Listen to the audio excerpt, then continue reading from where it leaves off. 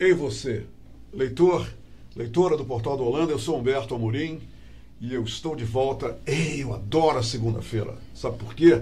Porque quando eu chego aqui na segunda-feira para começar o ciclo virtuoso de entrevistas com as personalidades que me dão o privilégio e a honra de tê-los aqui para uma entrevista, quando chega esse dia, eu sou entusiasmo puro. Eu adoro a sexta-feira, a segunda-feira, a sexta-feira também, também é verdade. Mas hoje nós estamos recebendo aqui um grande nome da medicina do estado do Amazonas, Dr. Victor Dib. Dr. Victor Dib, ele tem doutorado e mestrado em tudo a ver com o aparelho digestivo, né? Ele entende tudo, daí foi digestivo, é com ele. Mas antes de eu começar essa entrevista com o Dr. Victor Dib, eu quero dizer para vocês o seguinte, que eu tenho alguns indicadores para a entrevista de hoje. E um deles é o seguinte, que Manaus é a capital da obesidade. Isso foi publicado no jornal A Crítica no dia 24 de março de 2019. Estou citando a fonte, uma reportagem de página inteira, né?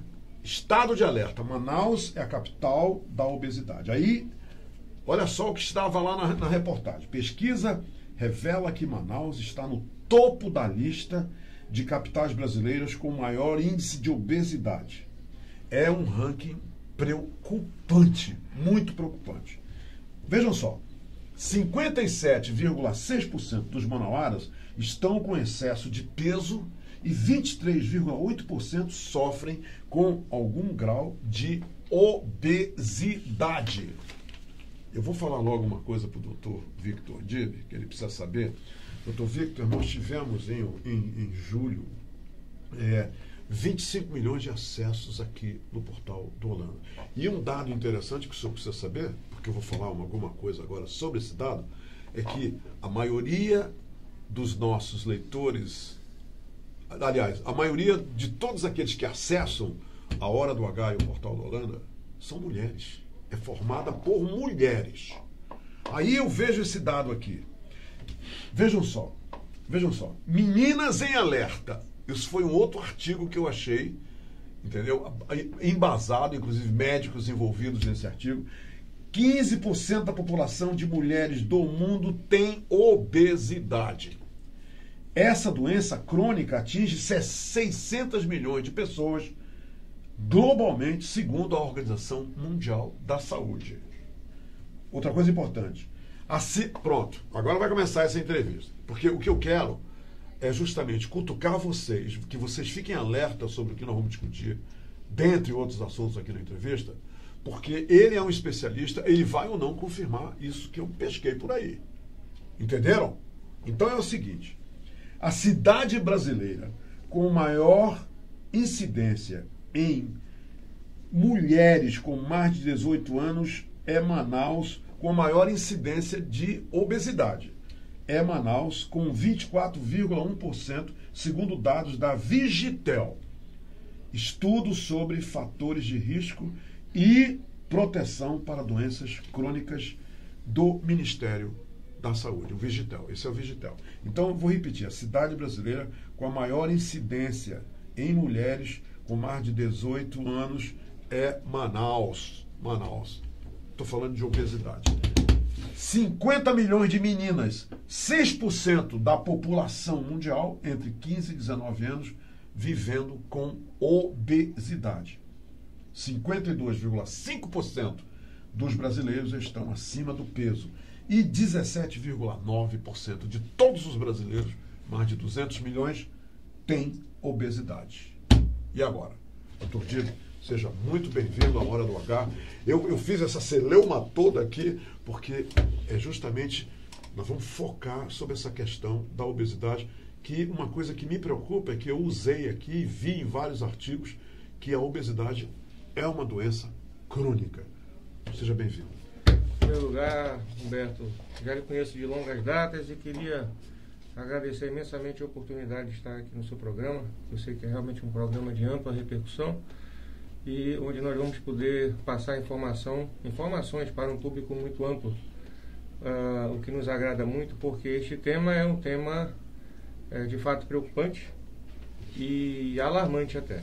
Você fez uma pesquisa muito bem feita, esses seus dados são reais. O Brasil ele teve um incremento na obesidade em torno de 60% na última década, e de fato Manaus é a capital da obesidade no país.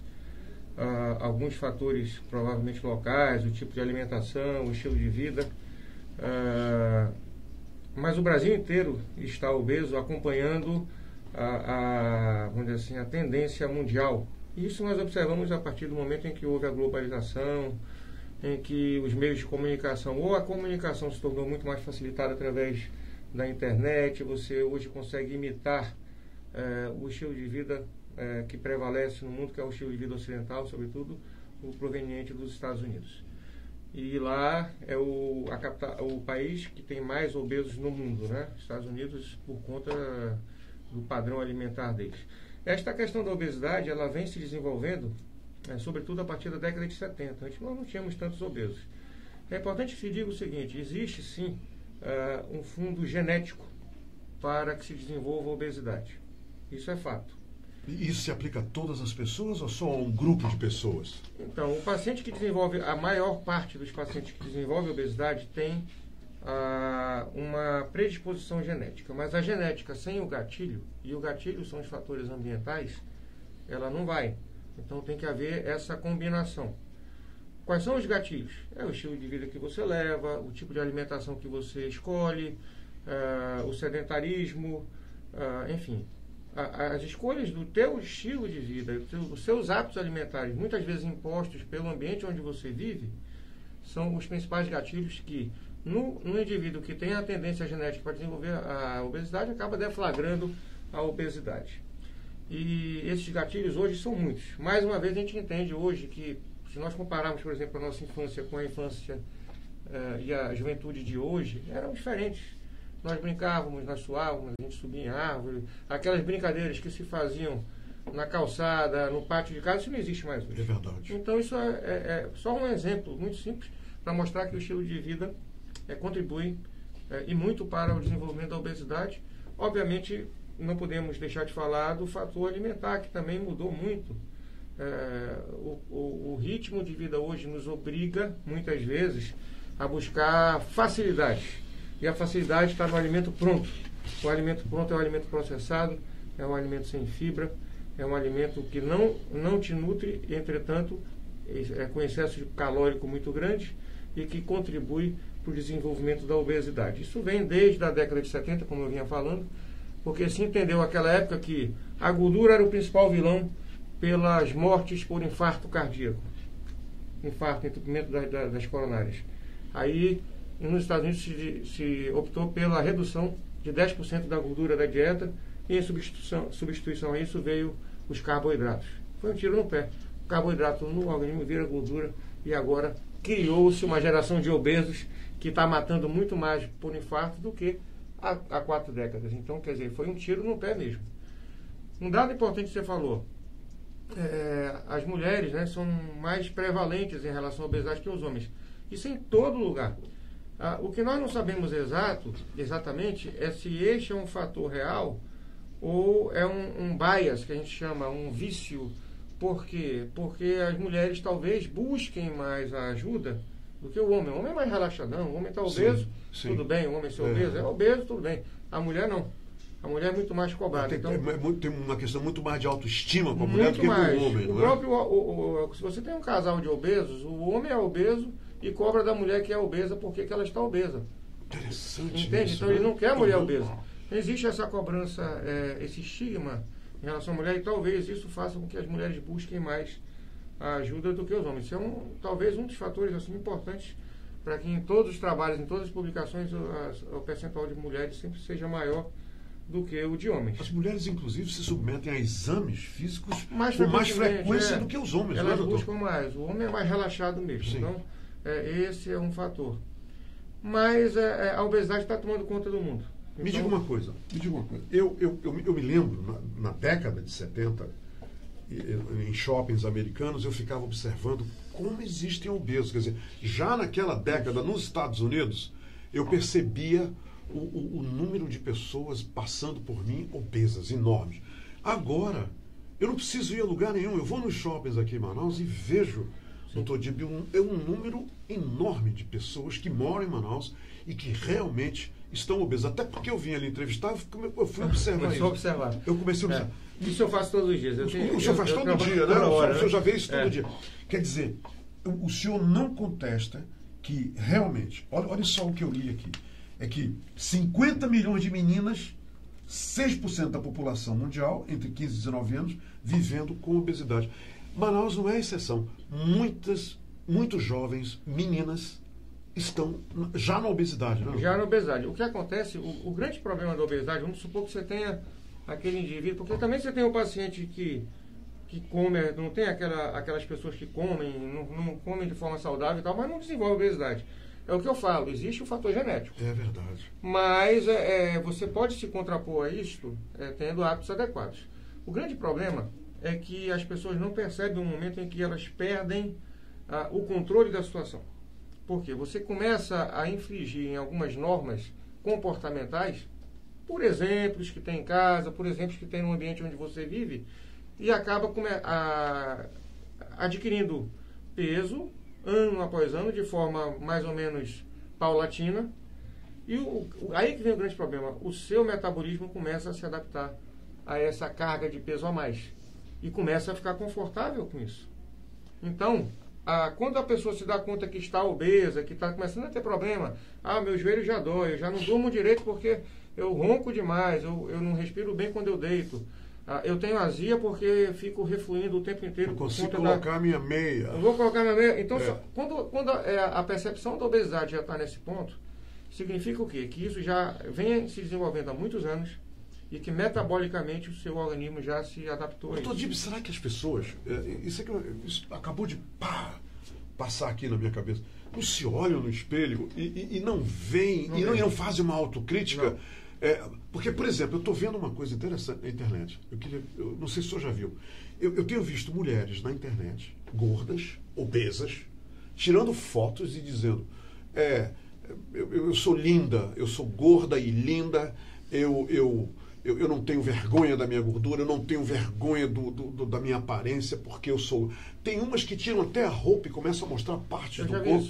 O senhor já viu isso? Quer dizer, será que não é uma maneira que essas mulheres estão encontrando para justamente quer dizer, caminhar ao contrário do que todo mundo acha dela? Existe. A obesidade está muito vinculada ao fator psicológico e emocional também. Tá? Então, o mecanismo de defesa de cada um varia muito. É por isso que quando a gente trata com obeso, nós precisamos ter uma equipe multidisciplinar, onde nessa equipe está incluído o psicólogo. Porque isso é um assunto sensível, né? Muito sensível. Muito. O fator psicológico e emocional é muito importante. Inclusive, um dado importante para você é que o carboidrato, sobretudo, ele é um excelente antidepressivo e um ansiolítico. E que cria dependência também. Olha só. É verdade. Você come... é como dependência... Dá prazer, né? Traz prazer com a pessoa. Como dependência de droga. Só que o que acontece? Existe uma situação que chama taquifilaxia. O que é isso? Você ingere um determinado produto, um alimento que vai te dar prazer, te deu prazer. Isso é inconsciente, tá? Você não é um prazer, você tem um bem-estar. Por quê? Porque você deflagra lá no teu hipotálamo um estímulo ao receptor de dopamina, que é o hormônio do prazer, que é o neurotransmissor do prazer. Sim. Muito bem. A segunda vez que você ingerir aquela mesma quantidade, aquele receptor começa a ficar resistente. Então, para que ele te dê o mesmo tamanho de prazer... Isso é uma resistência normal do organismo. Vai desenvolvendo. É. Então, para que você continue a ter aquele prazer com aquele alimento, por exemplo, você precisa ingerir uma quantidade maior, porque aquela primeira quantidade já não vai te dar o mesmo efeito. Claro. E aí você vai aumentar. Não é assim maconha, né? O pessoal vai para maconha, aí vai precisando de mais, uma droga mais forte. Exatamente. É o mesmo processo? Acontece isso. Entendeu? Com a comida. Com a comida. Então, só para você ter uma ideia, então por que eu estou falando isso? Porque, para lhe mostrar que a obesidade também passa pelo âmbito do psique. Entendeu? Então, isso é importante. A autoimagem, muitas vezes, que não é essa situação que você colocou, das pessoas que vão para a internet se mostrar e tal, sim, ali ela está consciente. Sou gordo, estou feliz, ali ela está sou gordo, consciente que ela está linda. obesa. Se ela é feliz de verdade, a gente não sabe. Pois é. Pode até ser que seja. Sim, a gente Mas sabe. saudável não é. Não é saudável, Mas não é com saudável. certeza, né, doutor? Agora existe um outro lado, que é o paciente que realmente não se enxerga obeso no espelho. Sim. Entendeu? Ele não se enxerga. É um processo gradativo, ele vai se adaptando àquela imagem também. Sabe quando que ele nota? É quando ele vê uma foto. E aí ele compara uma foto dele com uma foto de 5, 10 anos atrás. E aí ele Nem com começa as a perceber. roupas eles se tocam, né? Não, Assim não. que a roupa vai aumentando. Ele Você vai pega a aumentando. calça e olha Ele o vai tamanho aumentando, dessa ele aumenta cintura. a numeração, vai dando uma desculpa. Entendeu? Ele vai levando a vida assim. Doutor Dibo, uma coisa. Eu tenho visto, eu vi ontem, uma família de 4. O garotinho, ele era desse tamanho, doutor Dibo. E olha só o macetinho. Olha o menino. Olhei pro menino, chega redondinha a cara dele. Tá. A menina, com talvez 16 anos, também. Agora, o pai e a mãe, eles já têm aquele andar igual os patos, entendeu? Eles estão andando assim já. Sim. De tão gordos. Quer dizer, a família que tem pai e mãe gordo, obesos, a tendência é que os filhos sejam também precocemente acima do peso a partir de uma idade que não deveria? 2 fatores aí. Primeiro, a genética, né? Se um dos pais é obeso, você tem o filho tem 30% de chance a mais. Isso é genético. De ser obeso também. Se os 2 são obesos, isso aumenta para 60% a 70% de chance. Somado a isso, você vai promover aquele ambiente obesogênico. Porque qual é o hábito de um pai e de uma mãe obeso? São hábitos que levam à obesidade. Então você tem um filho com um potencial genético para aquilo e coloca eles num ambiente fértil. Quer dizer, o potencial genético já faz parte da Já composição das crianças. E os hábitos ali são potencialmente geradores de obesidade. Então a criança rapidamente vai desenvolver obesidade. A última vez que eu estive nos Estados Unidos, eu vi acontecer na minha frente. O pai dizer, um amigo meu conversando comigo, dizer, aqui em casa não entra refrigerante.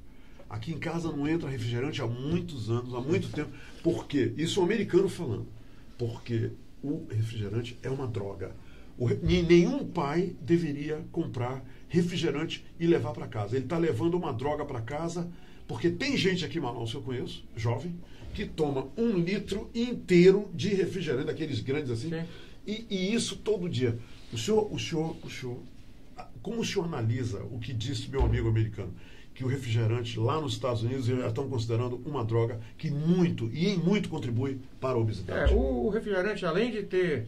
Você tem o refrigerante diet, né? Mas apesar disso, eles são aditivos, ou seja, eles provocam a dependência. Isso é um fator. Segundo... o refrigerante, a pessoa pode se tornar dependente de refrigerante? Acaba tornando, você vê que, sobretudo, alguns, né? Não vou citar nomes aqui, mas existem alguns refrigerantes que são mais ainda, mais do que outros. Sim. Teor nutritivo 0. Então... E as pessoas do leite, né? O que está lá no rótulo. Então, quer dizer, nutritivo 0, doutor Diogo. Você consome aquilo sem nenhuma finalidade, além do prazer de consumir. Digo mais, suco de caixa, mesma coisa, viu? Aqui está aqueles néctares, né? Não, aquilo é suco de caixa, ele é o sumo de uma fruta sem a fibra. O que contrabalanceia o alimento, a fruta em si, é a fibra da fruta. Quando você faz o suco, você tirou a fibra. Sim. Então coma a fruta, não tome o suco. O negócio é pegar a manga e fazer como a gente chupava. Né? Vai ali com a casca, vai comendo com a mão. É isso que tem que ser feito. Exatamente. Então, sim, você pega esses hábitos da família e leva para uma criança que já geneticamente tem um potencial. Sim. Vou lhe dizer mais. Esse potencial, ou vamos dizer assim, esse estímulo que a gente chama de epigenético para a obesidade, ele vem quando a criança ainda está no útero, pelos hábitos alimentares da mãe. Olha só. Então já começa a criança já vem com essa predisposição. Já vem prontinha ali para ser obesa, porque além da genética, o hábito alimentar da mãe se transmite para o filho, para o bebê, intraútero. Isso aí, pelo que chega no aspecto nutricional para a criança através da placenta, isso estimula alguns receptores. Então a criança já nasce com toda aquela disposição para ser obesa, para buscar aquilo que a mãe buscava também. E busca. Então, quer dizer, é muito complexo. Então a chance de um filho de pais obesos ser obeso é muito grande. O que o senhor acha da pessoa que come pão todo dia? E os horários, por exemplo, tem gente que 10 horas da noite está comendo pão, está comendo aquela comida, aquele jantar né, ali bacana demais, gostoso demais, e daqui a uma hora a pessoa vai dormir. Isso é grave? Esse hábito contribui? Deixa eu lhe falar uma coisa importante. Deixo. Nós, seres humanos, viemos de uma evolução. Os nossos ancestrais de bilhões de anos alimentavam-se de vegetais. Sim. Com fibras, e eles tinham que ter um intestino muito longo para poder digerir aquilo que eles comiam. Nosso aparelho digestivo, ao longo dos anos, não acompanhou a evolução que houve e a mudança que houve no nosso padrão de dieta. Quer dizer, aqui fora. O nosso intestino... Aqui fora. Então, nós tivemos nas últimas décadas uma mudança muito importante no padrão dietético. O nosso intestino não acompanhou isso na evolução. Então, nós ainda temos um intestino quase, muito assim, dos primatas. Então, o nosso intestino é para digerir muita fibra. Só que nós não comemos mais fibra. Então, você está dando exemplo do pão. O que é que tem de fibra no pão? Um pão normal? Sim. Nada. É carboidrato. Você vai digerir nos primeiros centímetros do jejum, que é a primeira porção do intestino, ele já foi totalmente absorvido. Ele já vai estimular o seu pâncreas a produzir insulina para poder conduzir esse açúcar que veio da digestão do pão para dentro da célula. Essa insulina acaba estimulando o seu apetite e acaba levando você a buscar mais alimentação, mais alimentos para poder compensar o nível dessa insulina no sangue. É um ciclo vicioso que você cria por uma alimentação inadequada, onde nós não temos uma dieta apropriada para o nosso organismo da forma como ele é constituído hoje. É por isso que a gente entra nas cirurgias. A cirurgia a gente tem que começar a tentar readequar isso para o padrão de dieta atual. E o arroz? Mesma o coisa. que você diz do arroz? Mesma coisa. Em excesso, excesso, o que nós comemos de arroz e feijão... Carboidrato, exatamente. E pão e queijo... Carboidrato é o grande vilão da história. Não que não se deva, mas deve se comer de forma proporcionalizada em relação aos outros grupos de alimentos. Isso os nossos nutricionistas falam com muita propriedade. Né? Mas o padrão de dieta hoje ele é muito inapropriado e é um padrão de dieta que proporciona o desenvolvimento de obesidade. Você tem que ser muito rigoroso com você mesmo para não se tornar um indivíduo obeso no mundo de hoje. Eu anotei aqui como era o meu café da manhã. Eu comia pupunha, eu comia banana pacovã, eu comia ovos no café da manhã. Isso lá atrás ou café hoje? Não, quando lá atrás, certo. Ok? Sim. Eu menino, garoto, lá na Cachoeirinha. Muito bem. Banana pacovã, pupunha, ovos. E hoje as pessoas estão comendo pão, bacon, queijo, manteiga, então, e não tem nada de fibra no café da manhã de ninguém. Então, você vê, houve uma mudança. Eu posso dizer que o grande vilão hoje do boom de obesidade é a globalização do padrão alimentar norte-americano. Em cima das comidas embutidas. Sim, sobretudo os alimentos processados. Por que os alimentos processados cresceram e se agigantaram tanto? Porque eles dão lucro, eles custam pouco, todo mundo tem acesso. E eles podem ser conservados na geladeira. Então, eles podem ficar numa prateleira de supermercado por meses, sem se deteriorar. Se você botar fibra ali, acabou. Entendeu? Então, isso é uma política que visa o lucro da indústria alimentícia em detrimento da precariedade da saúde da população. Muito bem. Eu fiz questão de nós abordarmos todos esses assuntos. Eu já falou dos carboidratos, da dopamina, ok. Agora me diga uma coisa. O procedimento bariátrico. Tem muita gente que chega num estado de obesidade que a mim me parece que a saída é o procedimento bariátrico. Muito bem. Antes do senhor falar exatamente, eu gostaria que o senhor dissesse o que é esse procedimento bariátrico. Quem pode se submeter a esse tratamento? Agora, para coroar essas duas perguntas, aí o senhor já pode evoluir para nos explicar o seguinte. Eu tenho amigos que fizeram a operação bariátrica. Eu me lembro deles quando antes da operação, e depois de alguns anos me reencontro com eles. Todo dia o cara voltou a estar enorme. Recuperou o peso. E uma amiga minha me falou o seguinte, ela me falou isso hoje de manhã. Ela me disse, olha, há muito tempo que eu não os vejo, tá? Mas ela disse, Humberto, ele fez a operação bariátrica no Rio de Janeiro, e há 3 anos, e agora o cara... Em tão pouco tempo, ele mora aqui. Isso já é um mau sinal. Ele voltou a engordar, quer dizer, a operação não adiantou nada. Aí as pessoas começaram a me contar casos de não sucesso envolvendo a bariátrica. Doutor, a minha pergunta é, considerando aquelas outras duas, esse procedimento bariátrico resulta em história de sucesso só para alguns? Não é para todos? Nós temos 30% de falha. Tá? 30%? Isso é um dado, eu falei, já está mal a história quando você fala do seu amigo que operou no Rio e mora aqui, não por ter operado no Rio, mas por não morar próximo ao centro onde ele operou e ter um acompanhamento adequado. Já é o primeiro ponto errado aí, porque eu vou já chegar no porquê disso. Ok. Bom, como eu lhe falei... Ela está lhe vendo nesse momento, viu? A esposa dele, que é minha amiga e que... Pronto. Ela está lhe vendo. Ok. A obesidade é uma doença crônica. Ela vem se desenvolvendo ao longo dos anos. Chega um momento em que o seu organismo se adapta metabolicamente. Isso é uma coisa muito bem definida na literatura. Crônica significa não tem jeito, né? É aquilo ali. Ela é controlável, mas ela não é curável. Ok? Tá entendido. Tá entendido. Então, pronto. Chega naquele ponto em que há adaptação metabólica e o indivíduo, coitado, que está com obesidade mórbida, ele vai tentar mudar de vida. Ele chega assim naquele dia em que ele tentou amarrar o cadastro e não conseguiu. Ele diz, olha, hoje eu vou mudar de vida. Como acontece com quem fuma, por exemplo. Não acontece? Sim. Meu pai fumava. E de um dia, da noite pro dia, ele disse, olha, não vou mais fumar. No outro dia ele parou. Isso tem 20 anos. E parou mesmo. O obeso não consegue fazer isso. Não consegue. Por quê? Porque existe essa memória metabólica. O que vai acontecer? Teu metabolismo está trabalhando em consonância com aquele peso. Aí você começa a restringir sua alimentação, vou parar de comer carboidrato, vou malhar, vou começar a perder peso. Você começa a perder peso, você começa a tirar o seu metabolismo da zona de conforto que ele já tinha desenvolvido. Sim, é verdade. Quem é o chefão na história? É você ou é ele? É ele. E ele é inconsciente. Você não tem como coordenar o funcionamento dele. Então é uma luta entre o que eu quero e o meu metabolismo. Você vai sempre perder. Sempre. Eu vou te falar sempre não, mas eu vou te dizer 99,9% das vezes. Tá? Então veja, quando eu falo isso, eu já estou dizendo que é uma doença intratável. Sim. Incurável. Ela é controlável. Ponto. Entra o papel da cirurgia. Por quê? A cirurgia vai resolver? É uma varinha de condão? Não, não vai.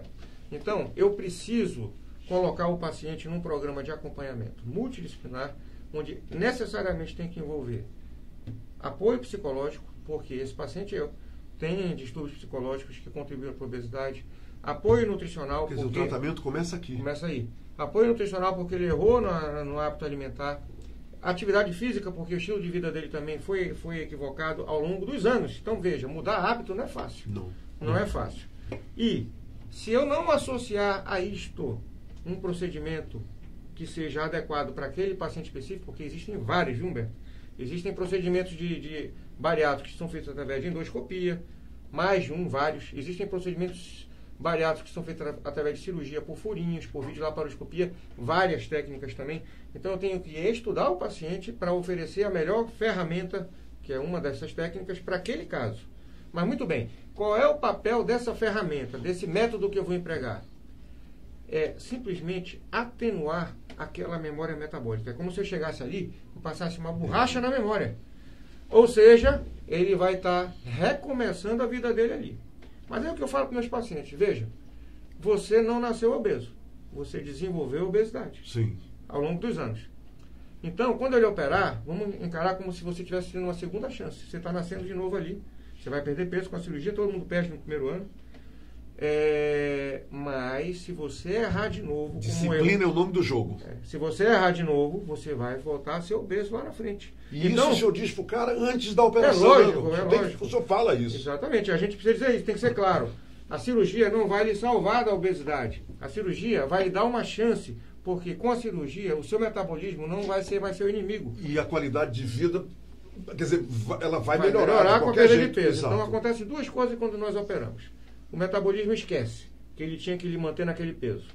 Segundo, o apetite reduz, o que é muito importante no primeiro ano, porque quando a fome não incomoda, mas o paciente também não fica agitado por não poder comer, é simplesmente a ausência de fome. Isso facilita para que nós coloquemos o paciente no programa de acompanhamento nutricional e ele tenha a chance real de desenvolver novos hábitos. Porque com fome ele não consegue. Agora, se a fome está atenuada também, ele consegue seguir aquele regime de orientação. E dia após dia, em um ano e meio, isso virou um hábito. é o grande problema dos pacientes que voltam a engordar. Depositam na técnica cirúrgica a ela toda a importância do tratamento. Agora acabou. Tô magrinho, vou continuar. Já operei. Tem gente que fala, eu vou operar, aí eu vou poder comer o que eu quiser, fazer o que eu quiser. Você tá entendendo? Olha aí. Então, aí é armadilha, né? Um conjunto, Humberto, de ações que precisa ser desencadeado desde o primeiro, antes da cirurgia.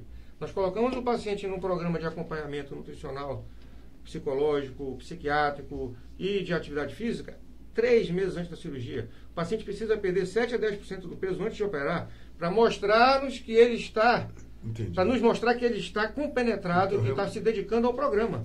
Para que quando ele opere, ele não tenha o impacto de uma vida de obeso para um pós-operatório que vai exigir um monte de coisa. A verdade começa 3 meses antes do procedimento. No mínimo, a gente tem que preparar o dente.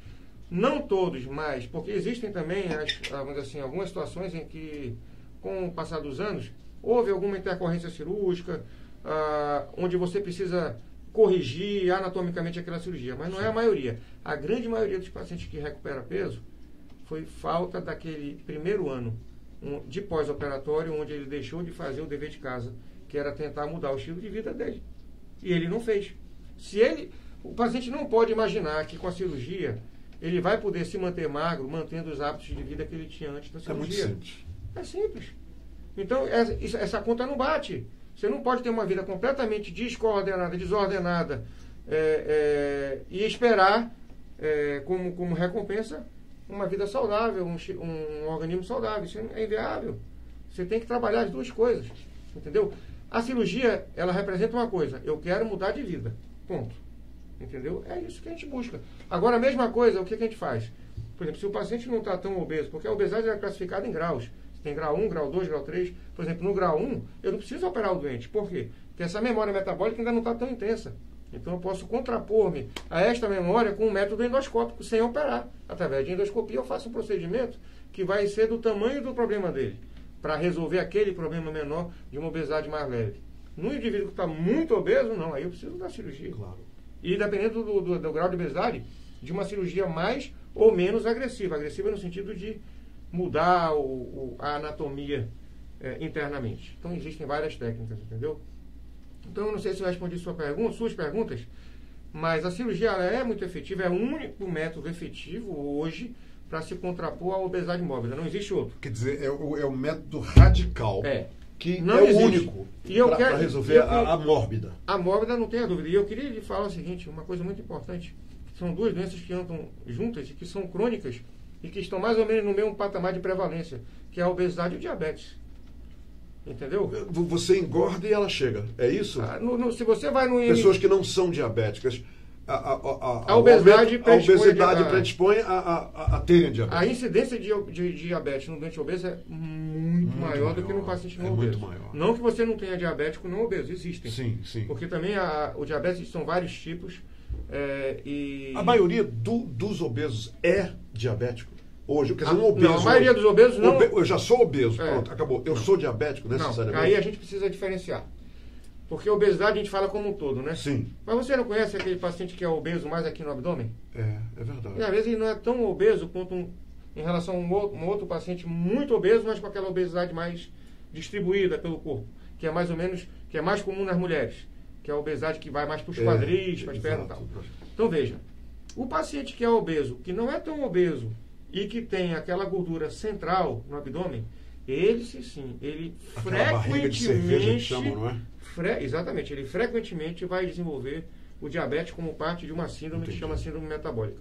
O doente que tem uma obesidade mais distribuída, ele às vezes é muito mais pesado do que o outro, que tem obesidade central, e não desenvolve diabetes. Interessante isso. Então, dependendo do tipo de obesidade, essa obesidade está mais vinculada com as doenças como diabetes, com as doenças como alteração do triglicerídeo e colesterol, com doenças como a gordura do fígado. Você sabia que hoje uma das principais indicações de transplante hepático é a cirrose provocada pela gordura? E não pelo álcool, e não pelo vírus? Eu não sabia. Então, você vê, é uma doença que... Quer dizer, a cirrose provocada pelo excesso de gordura. Porque a primeira fase da gordura no fígado chama estatose hepática. Depois você vai para a estatohepatite. Depois você vai para a fibrose. Depois você vai para a cirrose. O fígado dá algum sinal para a pessoa que isso está acontecendo? Na fase inicial, não. Não, zero. Não, mas eu sei que se eu vir um paciente obeso com obesidade central grau 1, obesidade leve, esse paciente tem obesidade no fígado. Só de olhar o senhor já... Não, porque faz parte do conjunto. Sim, sim. Você vai fazer um ultrassom ali, o fígado está lá gorduroso. E esse é o paciente que vai desenvolver diabetes, porque o fígado fica resistente à insulina. E o pâncreas tem que produzir mais insulina para dar conta dessa resistência, e aí tem uma hora que ele vai entrar em falência. E aí vem o diabetes. Para a gente, o senhor concorda que para nós não entrarmos cruzarmos essa linha entre, né, o peso ideal e o excesso de peso, fechar a boca e saber fechar a boca e saber escolher com orientação e saber escolher o que vai comer e quando é também um bom método para prevenir isso? Muito importante, sim, com certeza. Sobretudo se empregado antes da fase da obesidade instalada. Com a memória metabólica instala, até desenvolvida. Fechar a boca não adianta nada. Uma notícia importante, Humberto. Hoje nós sabemos isso, nós descobrimos por acaso, que essa cirurgia que a gente faz, que antes nós designávamos como cirurgia apenas bariátrica, porque baros vem de peso, que era uma cirurgia para perda de peso, controle do peso. Hoje nós sabemos que ela é muito mais metabólica do que bariátrica, ou seja, ela conserta aqueles transtornos que a obesidade central deflagrou e levou ao desenvolvimento daquelas doenças todas, porque é uma miríade de problemas que vem associado, como eu falei, hipertensão, sim, diabetes, hipertrigliceridemia, apneia do sono, esteatose hepática, tudo isso relacionado à obesidade central. Os outros problemas relacionados com estamos falando dos problemas cardíacos, né? Que causam infarto do miocárdio, AVC. Exato. Problemas relacionados ao peso em si, que são as artropatias, as varizes, etc. Problema psicológico. Mas, enfim, essas cirurgias que antes se imaginava que só reduziam o peso, elas também atuam metabolicamente. E como é que se descobriu isso? Pacientes que entravam obesos no hospital, imagina só, quando eu opero um obeso, ele vai perder peso ao longo de 1 ano, tá bom? Ok. Ele não vai sair do hospital magro. Não, claro. Pronto. Mas imagine que eu estou operando um doente obeso e que é diabético. Mas necessariamente daqui a 1 ano ele estará mais magro, né, doutor? Com certeza. Certo. A não ser que a cirurgia seja mal feita. Claro. Então você está operando um doente que é obeso e que é diabético, ao mesmo tempo. Ele tem as duas coisas. Aí você vai fazer a cirurgia metabólica nele, que é uma variação, vamos dizer assim, da cirurgia bariátrica, com algumas adequações na técnica, mas com os mesmos fundamentos. Você opera esse indivíduo, ele vai sair 2 dias depois do hospital, um dia. Hoje, 95% dos pacientes que a gente operam num dia e no outro estão em casa. Por quê? A cirurgia é feita por vídeo, não abre o abdômen. Não existe não existe corte. Aí veja, eu opero esse paciente hoje, amanhã ele vai para casa, ele é diabético quando internou. Ele vai para casa obeso ainda, concorda? Sim. Mas você vai fazer o controle da glicemia dele, do açúcar, já está normal. Sem o remédio do diabetes. Isso e subitamente. Subitamente. Isso foi uma coisa que se percebeu ao acaso. E é o que acontece quando o paciente tem ainda, vamos dizer assim, um patamar de indicação cirúrgica para o controle do diabetes. Ele entra diabético no hospital e a maior parte das vezes, na primeira semana, ele já parou as medicações todas. O que isso quer dizer? Que a cirurgia metabólica, ela não leva a uma melhora do metabolismo, a um controle do diabetes pela perda de peso apenas. Porque antes de perder peso, ela já controlou a doença, o diabetes. Ela leva a controle do diabetes pelo rearranjo hormonal que ocorre com a mudança anatômica promovida pela cirurgia. Você entendeu? Então isso é uma coisa fantástica, uma grande descoberta. E hoje se estuda muito, já se tem pelo menos 11 estudos randomizados controlados no mundo, de forte impacto, estudos muito bem feitos e publicados, que comprovam essa eficácia da cirurgia no controle do diabetes. Então, de tal forma que a Federação Internacional do Diabetes, as sociedades de endocrinologia já colocaram dentro do algoritmo de tratamento do diabetes como uma das pontes ali a opção da cirurgia para tratar o diabetes. Isso nunca havia acontecido e a gente já vinha falando disso há mais de uma década. Agora, recentemente, há 1 ano e pouco, isso foi aceito pela Sociedade de Endocrinologia Mundial. Aí uma boa notícia. Sim? Uma boa notícia. Então, Dr. Victor Dib, muito obrigado por ter vindo aqui. Tá bom, acabei de entrevistar aqui um grande profissional, o Dr. Victor Dib, que tem mestrado e doutorado em cirurgia digestiva. Muito obrigado, Beto. Eu sinceramente, eu me sinto gratificado em tê-lo entrevistado e sei que os leitores e leitoras do Portal do Orlando, milhares de vocês que acompanharam os depoimentos do Dr. Victor foram beneficiados. Eu me sinto muito beneficiado. Quero, antes de acabar a entrevista, além de lhe agradecer, mandar um recado para o seu pai, Calil. O meu querido Calil, e dizer para ele o seguinte, que aquele encontro que nós marcamos em Paris. Eu lembro. Eu lembro. Olha, Calil, eu não sei se você está assistindo, mas eu vou falar uma coisa para você. Eu jamais desisti e jamais irei desistir do nosso encontro em Paris com a roupa do corpo. Esse é o detalhe do encontro lá em Paris. Eu e o Calil com a roupa do corpo, nós vamos embarcar e vamos para Paris para tomar um vinho. Isso vai acontecer. Isso vai acontecer. Vamos harmonizar com um camembert maravilhoso. Eu e você no Champs-Élysées, naquela calçada maravilhosa no Champs-Élysées. Eu e você, Calil. Nós vamos fazer isso, tá? Esse encontro vai acontecer. Que legal, vai sim. Tenho certeza que vai. Recomendações da sua mãe, seus irmãos. Muito obrigado, Humberto. Olha, foi uma honra entrevistá-lo. Eu queria dizer o mesmo, foi uma honra para mim estar aqui, a gente poder falar desse assunto na sua presença. Obrigado por ter conduzido tão bem aí essa conversa. Foi uma grande honra poder ter participado. Espero que tenha sido elucidativo aí para os seus ouvintes e que a gente possa ter contribuído de alguma forma aí para informar sobre o que está acontecendo. Daqui a pouco... Onde é que você atende? As pessoas quiserem falar contigo...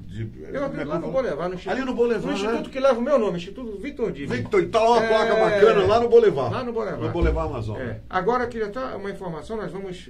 eu estou viajando para Madrid agora no próximo final de semana. Nós vamos participar do Congresso Mundial, eu vou apresentar algumas aulas lá sobre obesidade e diabetes. Vai ser um congresso para 3.000 participantes. E uma notícia que eu quero dar aqui para o pessoal local...